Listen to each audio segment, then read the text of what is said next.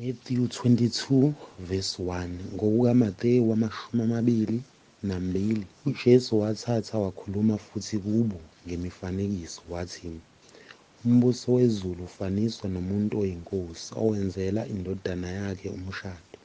Wathuma izinceku zakhe ukubiza abamenyiweyo emshadweni, kepha abangavumanga ukuza. Waphinda wathuma ezinye izinceku wathi, 'Shonini kwabamenyiweyo ukuthi, Bhekani, sengilungisile ukudla kwami, izinkabi zami nokunonileyo sekuhlatshiwe, konke sekulungile, wozani emshadweni.' Kepha badelela bahamba, omunye waya ensimini yakhe, omunye waya entengweni yakhe.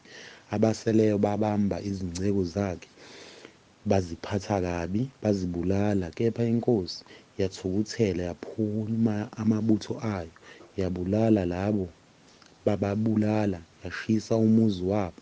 Khona yathi ezincekweni zayo, 'Umshado usulungiselwe, kepha abamenyiweyo bebengafanele. Ngakho-ke hambani niye ezinhlanganweni zezindlela, nibizele emishadweni bonke eningabafumana.' Lezo zinceku zaphuma zaya ezindleleni, zabutha bonke ezabafumanayo, ababi nabahle. Indlu yomshado yagcwala, abahleziyo ekudleni. Kuthe inkosi ingena ukubona bahlezi ekudleni, yabona khona umuntu obengayembethe ingubo yomshado. Yathi kuye, 'Mngani, ungene kanjani lapha ungayembethe ingubo yomshado na?' Kepha wathula. Khona inkosi yathi ezincekwini, 'Mbopheni izinyawo nezandla, nimphonse ebumnyameni obungaphandle, lapho kuyakuba khona ukukhala nokugedla amazinyo, ngokuba baningi ababiziweyo, kepha bayingcosana abakhethiweyo.' Khona abaFarisi basuka bacebisana ukuba bamhile ngezwi. Bathuma kuye abafundi babo kanye nabaHerodi, bathi, 'Mfundisi, siyazi ukuthi uqinisile, ufundisa indlela kaNkulunkulu ngeqiniso, awukhathali ngomuntu, ngokuba awukubheki ubuso babantu. Ngakho sitshele, uthini wena? Kuvunyelwe ukuthela kukaKhesari noma cha?' Kepha uJesu ebazi ububi babo wathi, 'Bazenzisi, ningilingelani na? Ngitshengiseni imali yokuthela.' Bamtshengisa udenariyu. Wayesethi kubo, 'Ngokuba lo umfanekiso nalo mbhalo na?' Bathi, 'NgokaKhesari.' Khona wathi kubo, 'Ngakho-ke nikani uKhesari okukaKhesari, noNkulunkulu okukaNkulunkulu.' Sebezwile lokho, bamangala, bamshiya bamuka.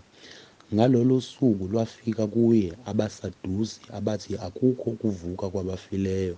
Bambuza bathi, "Mfundisi, uMose wathi uma umuntu efa engenabantwana, umfowabo kamngene umkakhe, amvusele umfowabo inzalo.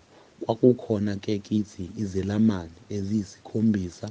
Owokuqala waganwa wafa engenanzalo, washiya umkakhe kumfowabo, kanjalo nowesibili nowesithathu, kwaze kwaba kowesikhombisa. Emva kwabo bonke wafa umfazi. Pho ekuvukeni kwabafileyo uyakuba ngumkabani kwabayisikhombisa? Lokhu bonke babenaye na?"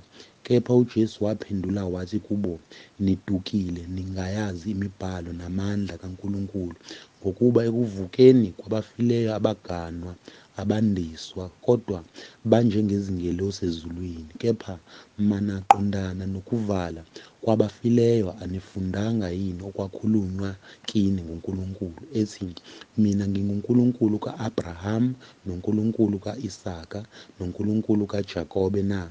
Akasiye uNkulunkulu wabafileyo, kodwa owabaphilayo." Kwathi izixuku zikuzwa lokho, zamangala ngokufundisa kwakhe.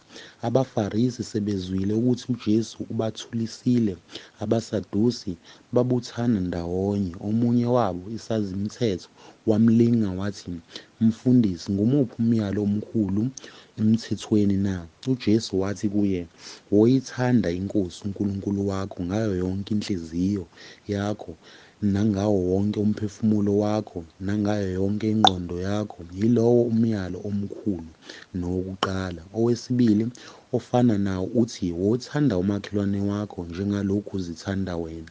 Kuleyo miyalo emibili kubambelana umthetho wonke nabaprofethi. Base bebuthene abaFarisi, uJesu wababuza wathi, "Nithini ngoKristu na? Uyindodana kabani na?" Bathi kuye, "EkaDavide." Wathi kubo, "Pho uDavide ngomoya wambiza kanjani ngokuthi uthi, iNkosi yathi eNkosini yami, hlala ngakwesokunene sami ngize ngibe izitha zakho phansi kwezinyawo zakho." Ngakho-ke, uma uDavide embiza ngokuthi iNkosi uyindodana yakhe, kanjani na? Kwakungekho obengamphendula ngazwi emva kwalolo suku, akwabe kusaba khona muntu onesibindi sokumbuza lokho. Matthew 23 verse 1, ngokukaMatewu 23.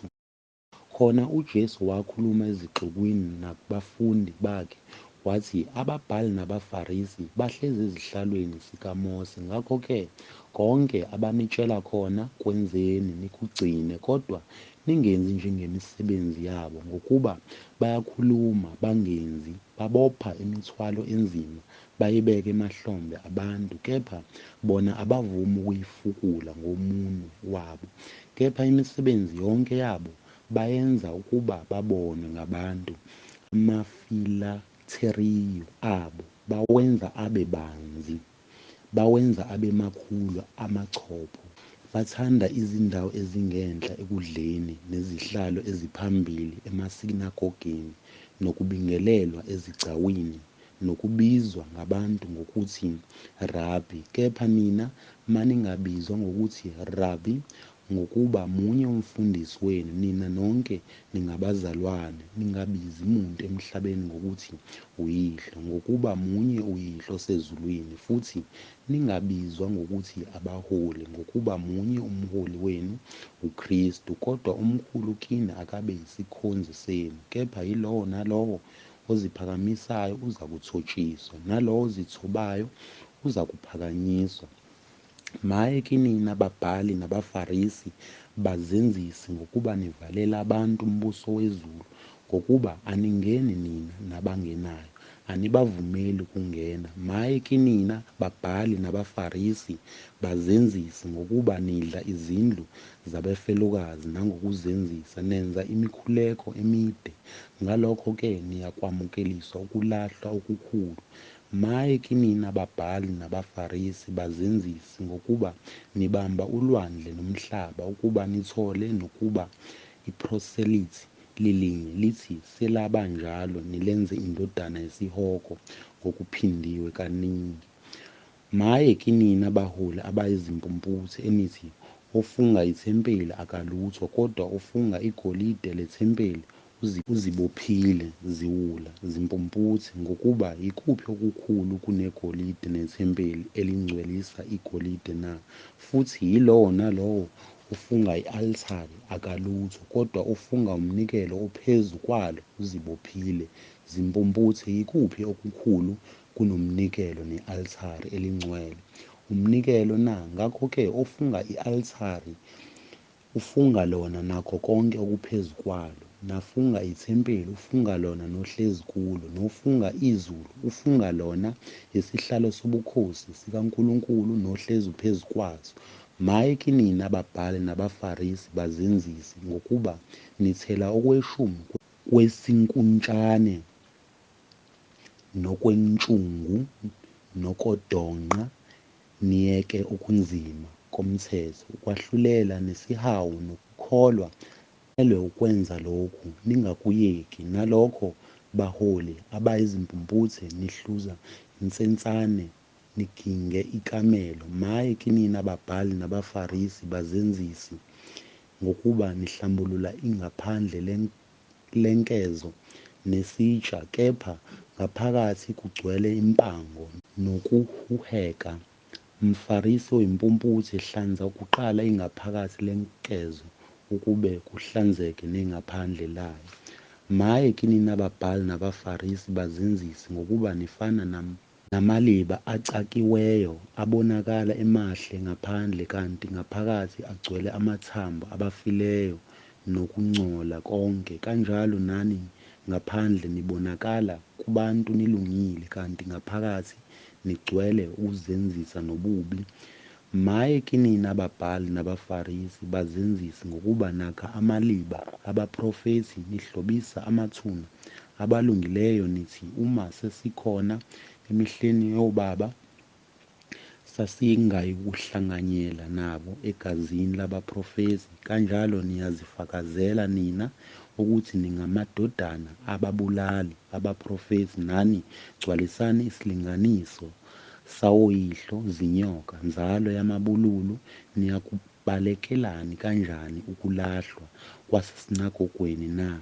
Ngakho-ke bhekani, mina ngithuma kini abaprofethi nabahlakaniphileyo nababhali. Abanye kubo niyakubabulala nibabethele, abanye niyakubashaya emasinagogweni enu nibaxoshe imizi ngemizi, ukuba kufike phezu kwethu igazi lonke elilungileyo elachithwa emhlabeni, kusukela egazini lika-Abela olungileyo kuze kube segazini likaZakhariya indodana kaBharakhiya enambulala phakathi kwethempeli ne-althari. Ngiqinisile ngithi kini, konke lokhu kuya kufika phezu kwalesi sizukulwane.